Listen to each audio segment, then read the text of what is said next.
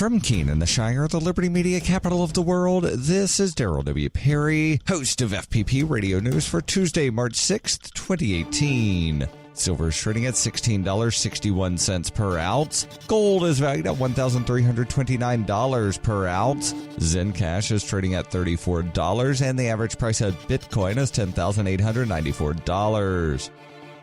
Antiwar.com reports addressing the Iraqi parliament's call last week for a specific timeline for all foreign troops to withdraw from Iraq. NATO Secretary General Jens Stoltenberg said there were no plans at present to leave Iraq and that troops would stay as long as necessary. His assessment was not couched as defiance, however, nor did he take the U.S. position that the deployment is permanent. Rather, he claimed NATO has gotten a written request from Iraqi Prime Minister Haider Abadi to keep troops in the country. Details on this written request are unclear, and indeed, its existence wasn't even made public until now. It is likely that a similar request exists for U.S. troops within Iraq as well, given how reliant on overseas deployments Abadi was during the fight against the Islamic State. The statement by Iraqi's parliament suggests they weren't apprised of this request either, and that inevitably raises the question of whether Abadi is empowered to unilaterally give permission for open-ended foreign deployments, a question that's likely to be raised among Iraqi members of parliament as the deployments get further and further past the end of the conflict with the Islamic State.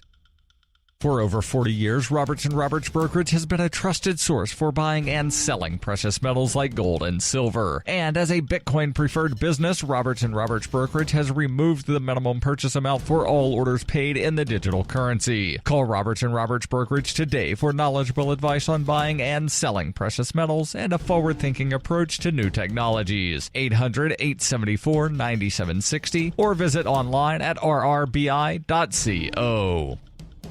UPI reports Bill Cosby will again go on trial to face rape accusations after attorneys from both sides attacked each other's credibility in a Montgomery County, Pennsylvania court hearing on Monday. Cosby's team, led by defense attorney Thomas Mesereau, whose former clients include Michael Jackson, Mike Tyson, and Robert Blake, said the case against Cosby should be thrown out because the prosecutors allegedly destroyed evidence and encouraged Cosby accuser Andrea Constant to lie under oath. NBC News reported that issue was defense witness Marguerite Jackson, a former co-worker of Cosby accuser Andrea Constant. In a statement, Jackson said Constant told her she could extort a celebrity by accusing them of drugging and sexually abusing her. The prosecutor's investigators interviewed Jackson and were successful in getting Jackson barred from testifying during Cosby's trial, but Cosby's defense team accused them of destroying interview notes. Defense lawyer Kathleen Bliss said they went and interviewed her, so they knew that she completely repudiated Andrea Constant's statement accusing Mr. Cosby of misconduct. In response to the defense team's accusation, Montgomery County District Attorney Kevin R. Still said the defense attorneys are lying and that they should be thrown off the case due to their incompetent and unethical methods, according to the Philadelphia Inquirer. After hearing both legal teams shoot each other's credibility, Montgomery County Judge Stephen T. O'Neill was unconvinced by either argument and decided to let the case proceed with the attorneys on the docket. The trial will begin April 2nd. Although dozens of women have publicly accused Cosby of sexual abuse, Constant is the only one who has a criminal case against him. That case ended in a mistrial due to a hung jury last June.